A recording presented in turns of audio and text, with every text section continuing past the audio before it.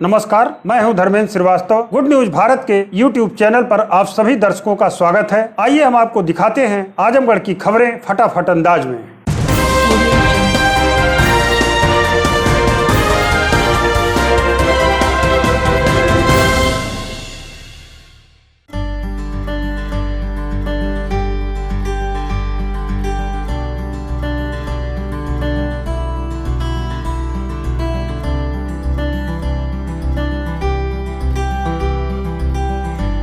आजमगढ़ जिले के खेमोपुर गांव निवासी युवक ने नौकरी के नाम पर 10 लाख की ठगी का लगाया आरोप। एसपी से की कार्रवाई की मांग।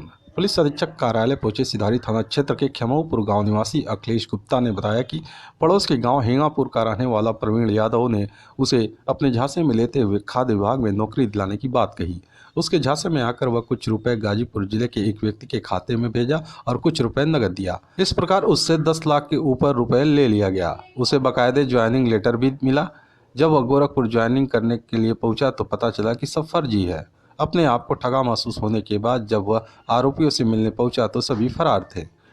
पीड़ित ने एसपी को शिकायती प्रार्थना पत्र सौंप मांग किया है कि आरोपियों के खिलाफ कानूनी कार्रवाई करते हुए उसके रुपए को वापस दिलाया जाए। ये नौकरी के नाम पे फ्रॉड हुआ है, पैसा लिया गया था। कौन लिया, किस तरह से और कैसे पैसा लिया? एक हमारे गांव के बगल का एक लड़का था और 2 गाजीपुर के थे। क्या नाम था लड़के? कि एफसीआई बात बताइए। कहें कि एफसीआई में वैकेंसी है, करवा दूंगा। 10 लाख रुपए लोग मांगे। कुछ पैसे कैश भी दिया गया है और कुछ अकाउंट में डाला गया है इन लोगों के। बाद में हम लोग जब ज्वाइन करने गए तब पता चला कि फ्रॉड है। तो क्या आपको ज्वाइनिंग लेटर भी मिला था क्या? हाँ, मिला था। आजमगढ़ जिले के 134 विद्यालयों को डीआईएस ने जारी किया कारण बताओ नोटिस। जवाब न मिलने पर दी मान्यता समाप्त करने की चेतावनी। बता दें कि कोरोना काल में शिक्षा व्यवस्था प्रभावित हो गई है। इस बार 14 विद्यालयों में नामांकन पूरी तरह शून्य है। एक भी छात्र का नाम विद्यालय में अंकित नहीं है। वहीं 120 वित्तविहीन विद्यालयों के प्रबंधकों ने परीक्षा केंद्र बनाने के लिए परिषद की वेबसाइट पर अपने विद्यालय का डाटा भी फीड नहीं किया है। जिला विद्यालय निरीक्षक डॉक्टर वीके शर्मा ने बताया कि जिले में माध्यमिक के 22 राजकीय, 97 वित्त पोषित और 644 वित्तविहीन विद्यालय हैं। इन विद्यालयों में 14 ऐसे विद्यालय हैं जिनमें हाई स्कूल व इंटर की कक्षाओं में एक भी छात्र पंजीकृत नहीं है, जिससे स्पष्ट हो रहा है कि विद्यालय में पठन पाठन का कार्य नहीं हो रहा है। ऐसे में इन विद्यालयों के साथ ही उन 120 विद्यालयों को भी कारण बताओ नोटिस जारी किया गया है, जिन्होंने केंद्र निर्धारण के लिए साइट पर डाटा अपलोड नहीं किया है। 3 दिन के अंदर जवाब भी मांगा गया है। ऐसा न करने पर मान्यता खत्म करने की चेतावनी दी गई है। आजमगढ़ जिले के गोवर्धनपुर गांव निवासी पीड़ित ने स्थगन आदेश के बाद भी विपक्षी द्वारा जमीन कब्जा करने का लगाया आरोप। डीएम एसपी से की शिकायत।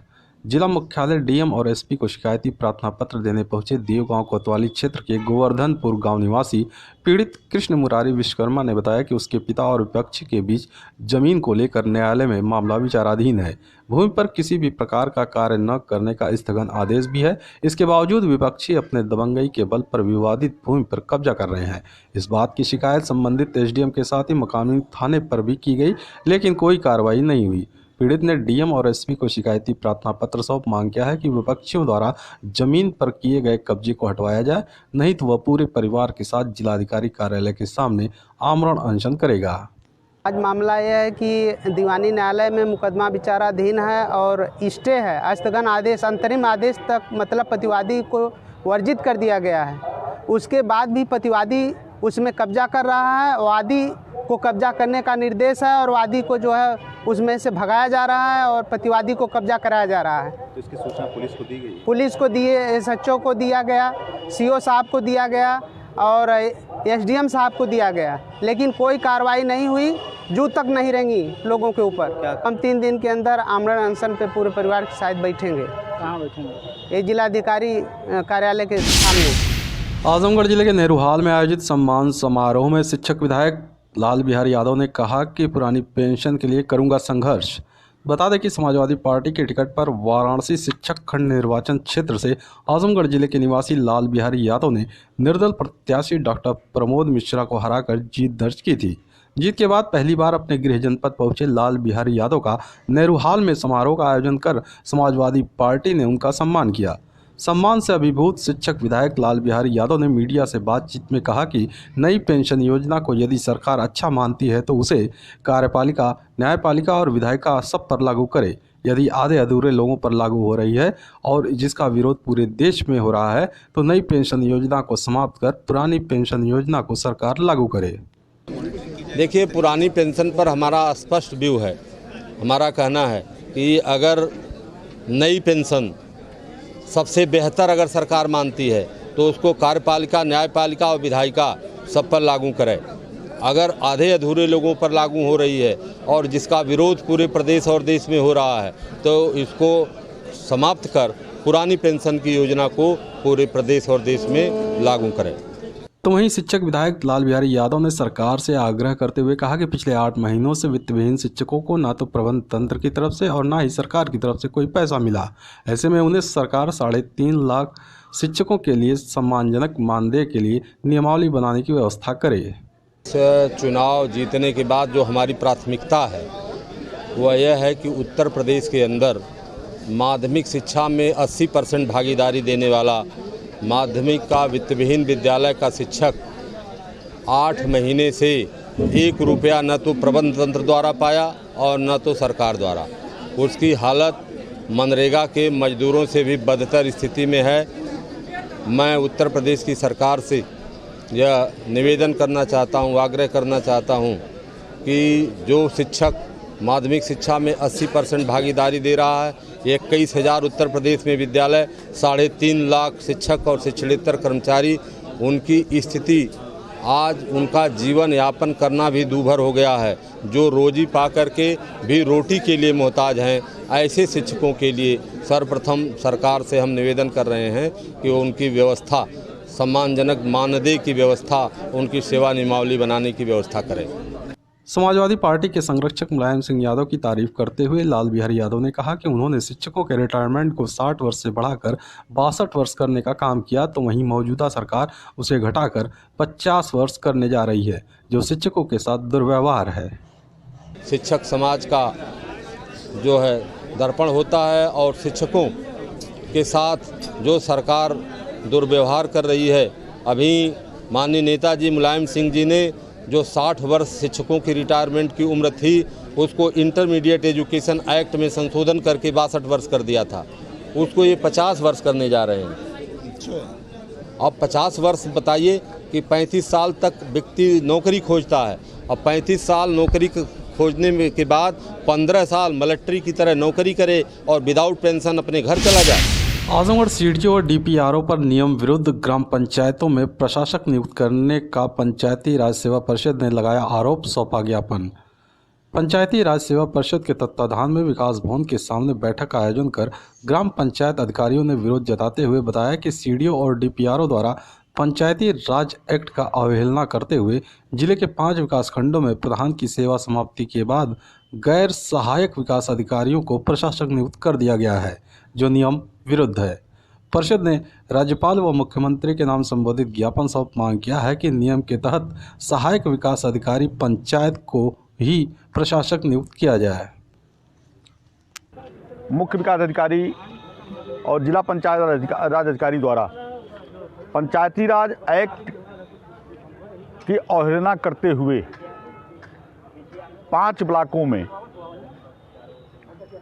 कुत्सित मानसिकता और कुत्सित प्रयास के तहत एडीओ पंचायत के अतिरिक्त ग्राम पंचायतों का प्रशासक प्रधान के सेवा समाप्त होने के बाद इनके द्वारा अन्य एडीओ को कर दिया गया, जबकि वित्तीय पावर किसी को भी राज्यपाल, महामहिम राज्यपाल महोदय के द्वारा ही दिया जाता है। भी महामहिम राज्यपाल और आदरणीय मुख्यमंत्री जी को हम लोग ज्ञापन भेज रहे हैं। खबरों में हो चला है एक छोटा सा ब्रेक, आप देखते रहिए गुड न्यूज भारत।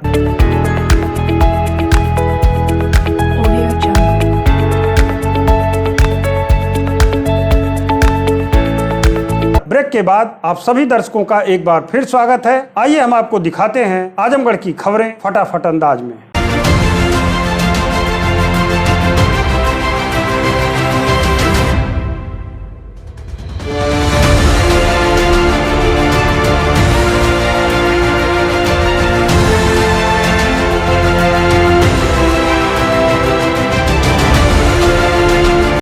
आजमगढ़ जिले के बेलैसा ओवरब्रिज के पास ट्रक ने महिला को रौंदा, मौके पर मौत। पुलिस ने शव को पोस्टमार्टम के लिए भेजा। बता दें कि जौनपुर जिले के हनुमान घाट निवासी 55 वर्षीय गीता देवी अपने पुत्र 30 वर्षीय पिंटू के साथ मऊ जिले के मोहम्मदाबाद गोहना में अपने बहन के घर गई थी।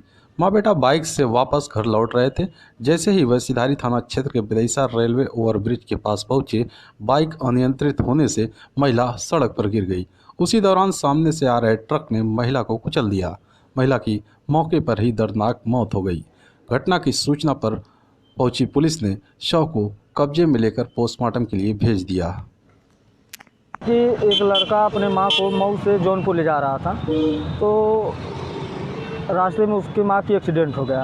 कहाँ पे होता है? ये हुआ था बेलैसा के पास, सब्जी मंडी के पास। तो उसी जगह पे एक्सीडेंट हुआ, उसकी माँ तुरंत मर गई। और कुछ देर बाद पुलिस प्रशासन आई और उन लोग को लेकर के हॉस्पिटल लेके गए पोस्टमार्टम के लिए। आजमगढ़ जिले में 28 दिसंबर को आई जांच रिपोर्ट में 10 नए कोरोना पॉजिटिव मरीज मिले हैं। सीएमओ डॉक्टर ए के मिश्रा ने इसकी पुष्टि की। मुख्य चिकित्सा अधिकारी डॉक्टर ए के मिश्रा ने बताया कि पूर्व में प्रेषित सैंपल में से 10 व्यक्तियों की जांच रिपोर्ट पॉजिटिव प्राप्त हुई है, जिसमें एंटीजन किट के 3, RT-PCR के 4 और ट्रू नॉट मशीन के 3 केस हैं। मुख्य चिकित्सा अधिकारी डॉक्टर ए के मिश्रा ने बताया कि जिले में अब तक कुल 5,926 कोरोना पॉजिटिव मरीज पाए गए हैं। वर्तमान समय में 107 सक्रिय मरीज हैं। 5,725 मरीज स्वस्थ होकर डिस्चार्ज किए जा चुके हैं, तो वहीं 94 मरीजों की मौत हो चुकी है। महनाजपुर थाना क्षेत्र के मानिकपुर मोड़ पर 2 बाइकों की टक्कर में एक युवक की मौत, एक गंभीर रूप से घायल। महनाजपुर थाना क्षेत्र के मानिकपुर मोड़ पर 2 बाइकों के बीच हुई जोरदार टक्कर में एक बाइक सवार की मौत हो गई, जबकि दूसरा बाइक सवार गंभीर रूप से घायल हो गया। प्राप्त जानकारी के अनुसार महनाजपुर थाना क्षेत्र के तियरा गांव निवासी 22 वर्ष के नीलेश कुमार सिंह पुत्र धर्मेंद्र सिंह रात लगभग 9 बजे बाइक से लौट रहा था। अभी वो सिधौना बाजार के पास मानिकपुर मोड़ पर पहुंचा ही था कि सामने से आ रही दूसरी बाइक से उसकी जोरदार टक्कर हो गई। इस हादसे में नीलेश की जहां मौके पर ही मौत हो गई, वहीं दूसरा बाइक सवार 21 वर्षीय आकाश विश्वकर्मा पुत्र शंकर विश्वकर्मा गंभीर रूप से घायल हो गया। सूचना पाकर मौके पर पहुंची पुलिस ने घायल को तत्काल अस्पताल भेजा, जहां डॉक्टरों ने उसे हायर सेंटर के लिए रेफर कर दिया। परिजन रात में ही उसे लेकर वाराणसी चले गए, जबकि मृतक के शव को पुलिस ने कब्जे में लेकर पोस्टमार्टम के लिए भेज दिया। पातालपुरी घमिरिया महादेव मंदिर लालगंज में आज शिव चर्चा का किया गया आयोजन। आज लालगंज के पातालपुरी घमिरिया महादेव मंदिर पर शिव चर्चा का आयोजन किया गया, जिसमें शिव की महिमा का गुणगान किया गया। लालगंज की प्रसिद्ध इस मंदिर पर महिलाओं की भीड़ देखी गई। उपस्थित जनों ने बताया कि यहां बराबर भक्ति कार्यक्रम आयोजित किए जाते रहे हैं। इसी क्रम में आज मंदिर परिसर में शिव चर्चा का आयोजन किया गया है, जिसमें श्रद्धालुओं की भीड़ देखी गई। आपको बता दें, उपरोक्त मंदिर लालगंज की काफी प्रसिद्ध मंदिर है, जहाँ बाजार के लोग शांति की तलाश में बराबर आते जाते रहते हैं। वहां उपस्थित मनोज कुमार साहू ने बताया कि यह एक प्रसिद्ध लालगंज की ऐसी जगह है जहां काफी शांति प्राप्त होती है। महनाजपुर में भारतीय राष्ट्रीय युवा संघ ने समाजवादी पार्टी को 2022 में सत्ता में वापसी के लिए किया प्रचार प्रसार। भारतीय राष्ट्रीय युवा संघ टीम ने महनाजपुर क्षेत्र में समाजवादी पार्टी का प्रचार प्रसार किया, ताकि 2022 में सत्ता में वापसी हो सके। कार्यकर्ताओं ने घर घर जाकर पार्टी की विचारधारा को बताने के साथ नए कृषि कानून की खामियों को लेकर लोगों को जागरूक किया। सेक्टर प्रभारी SP यादव ने कहा कि 2022 में समाजवादी पार्टी की सरकार लाने के लिए घर घर जाकर प्रचार प्रसार किया जा रहा है, तथा प्रदेश में समाजवादी पार्टी द्वारा किए गए कार्यों के बारे में लोगों को बताया जा रहा है। इस अवसर पर धर्मेंद्र उर्फ DA यादव तथा उनके साथ सेक्टर प्रभारी सत्यप्रकाश उर्फ SP यादव, आशीष गोस्वामी, दिलीप यादव, प्रदीप यादव, विकास यादव के साथ पार्टी के अन्य कार्यकर्ता और पदाधिकारी उपस्थित रहे। जमुखा के कैंसर पीड़ित की हिंदू युवा वाहिनी तरवा के पदाधिकारियों, कार्यकर्ताओं और क्रांतिकारी युवा मोर्चा ने की आर्थिक सहायता। महनाजपुर क्षेत्र के जमुखा निवासी कैंसर पीड़ित अरविंद राजभर की हिंदू युवा वाहिनी तरवा के पदाधिकारियों, कार्यकर्ताओं और क्रांतिकारी युवा मोर्चा ने आर्थिक सहायता की। इस मौके पर तरवा ब्लॉक हिंदू युवा वाहिनी के मीडिया प्रभारी अजीत सिंह ने कहा कि जो भी संभव हो सका हम कार्यकर्ताओं ने उनकी सहायता की है। इसके साथ ही सरकार से उनके कैंसर के इलाज के लिए हर संभव सहायता दिलाने का पूरा प्रयास किया जाएगा। क्रांतिकारी युवा मोर्चा के कार्यकर्ता भी इस मौके पर मौजूद रहे। उनके इस कदम की क्षेत्रवासियों ने काफी सराहना की तथा जनता से अपने स्तर से पीड़ित की सहायता करने की अपील भी की गई। इस अवसर पर संजय सिंह दरियापुर नेवादा महनाजपुर, पंकज कुमार मिश्रा, अभिषेक सिंह बच्चा, ग्राम रोजगार सेवक संघ अध्यक्ष तरवा, अंशु सिंह सरैया, हिंदू युवा वाहिनी के ब्लॉक संयोजक ओम प्रकाश शुक्ला, ब्लॉक कोषाध्यक्ष बब्बन सिंह, क्रांतिकारी युवा मोर्चा के रोशन सिंह, हिंदू युवा वाहिनी ब्लॉक उपाध्यक्ष सोनू सिंह, अध्यक्ष दीपक सिंह, उपाध्यक्ष रविशेख सिंह, ग्राम पंचायत प्रभारी हिंदू युवा वाहिनी प्रमोद यादव, रजत सिंह आदि प्रमुख रूप से उपस्थित रहे। आपका नाम क्या है? अरविंद। आपको क्या हुआ है? कैंसर। आप कहाँ गए थे कैंसर का इलाज कराने? पहले बीएचयू में गया, फिर टाटा हॉस्पिटल लातारा। तो अब तक मदद मिली किसी से क्या? जी कुछ मिली है मदद। संजय सिंह रोशन। आप क्या करते हैं? ये वही बिजनेस करते हैं। आपने इनकी मदद में क्या भूमिका है इनकी? मदद यही है कि अपने पूरे संगठन से और सभी युवाओं, जैसे प्रमोद जी हो गए, अभिषेक भैया हो गए, सारे युवाओं से मिलकर जब ये हमारे संज्ञान में आया तो हम लोग अपने स्तर से लोगों से सहायता राशि लेकर, और यहाँ के ग्राम प्रधान जो वर्तमान में है अंगद राजभर जी, उनको यहाँ पे बुलाकर उस दिन इनको सहायता राशि दी गई। हमारा नाम ओम प्रकाश शुक्ला, हिंदू युवा वाहिनी ब्लॉक संयोजक तरवा हरिमगढ़।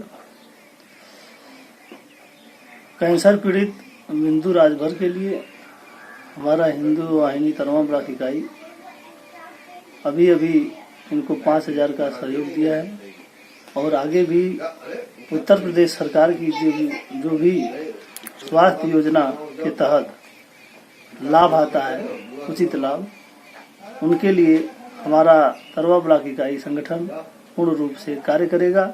जो भी सहयोग होगा उसको मुहैया कराया जाएगा। और आप बताएं अपना नाम। मेरा नाम रविशेख सिंह है। तो अपना बताएं क्षेत्र में। इस क्षेत्र में सर मेरा यही काम है कि समाज सेवा करना और जो लोग कुछ असहाय हैं उनकी मदद करना। बहुत अच्छा। आप अपना नाम बताएं। प्रमोद यादव। तो इस कैंसर पीड़ित व्यक्ति के मदद में आपका क्या योगदान रहा? इनके लिए हम लोग अपने यहाँ समाज सेवा से हैं, और इनको जो भी समस्या है उसका हम लोग पूरी तरह से योगदान कर रहे हैं। कितने युवाओं की टीम है आपकी? हम लोग की करीबन 20 लोग की टीम है।